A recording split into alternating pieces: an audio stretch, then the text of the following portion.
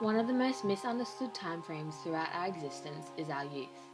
Young people experience many diverse and complicated pathways, and at some point within their adolescence they experience a critical moment. This critical moment assists with the transition from dependent childhood to independent adulthood. In order to analyse the sociologies of self-identity and the transition into adulthood, we decided to interview two of our companions in order to determine the different pathways, critical moments and discoveries that have led us all to the same point in our lives at Griffith University.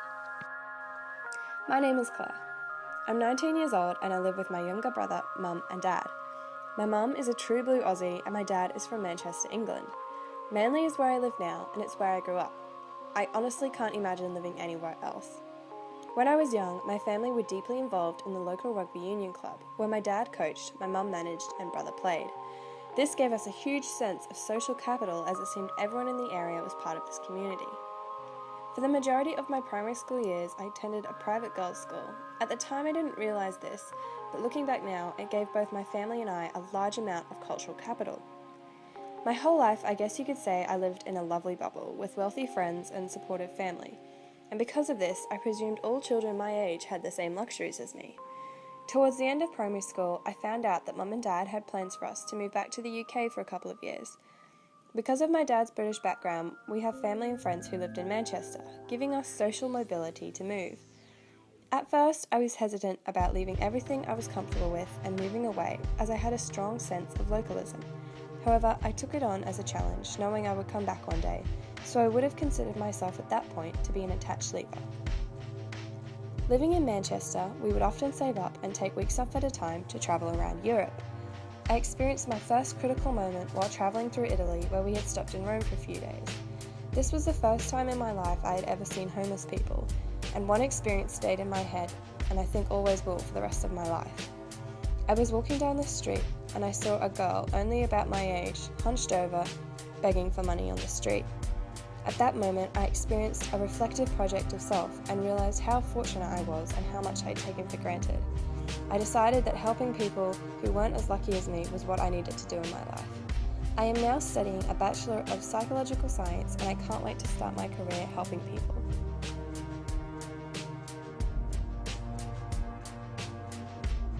Born in the Mater Hospital in Brisbane on the 4th of February in the year of 1995, and I am currently an undergraduate at Griffith University studying a Bachelor of Arts. In my family I've got mum, dad, my older brother Michael and my younger brother Jackie.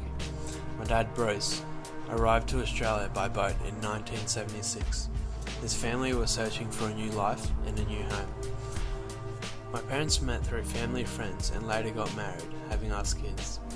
Coming to a new country to start fresh also meant that my family had a low social capital but a strong cultural capital. Dad never had the opportunity to finish school and find a high-paying job, and since we own a couple of properties, he had always grown up building and fixing everything himself. Dad and I did all the maintenance and renovations of the property, since there was never any need to hire someone else, which granted us a low sense of localism. This is why he has raised me to believe that if I wanted something done, I had to do it myself. So I grew up learning everything my father had taught me, which meant spending my weekends working with him. My older brother always said to my parents that he was too busy with studies, so he never helped out, whereas my little brother was too young to be of any help. When it got to the point where I hit year 12, things were still the same. My older brother was busy with his studies, and my little brother was still too young.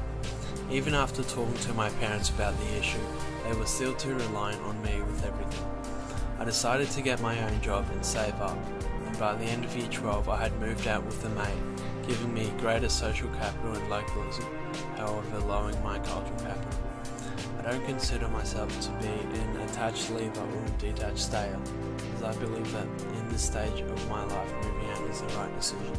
Relatively, these individuals experience different pathways, yet still manage to connect in the same place at the same time studying the same subject. Both students experienced different critical moments and opportunities that impacted upon their transition into adulthood. They also encountered the project of self, together with social and cultural capitals, and the attachment or detachment of leaving or staying.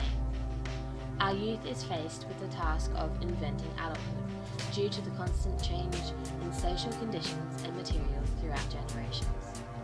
Modern society produces many burdens to young adolescents. However, with the support of loved ones, social structures, and social capital, many young people, such as David and Clare, are able to be accepted into university and brighten their future.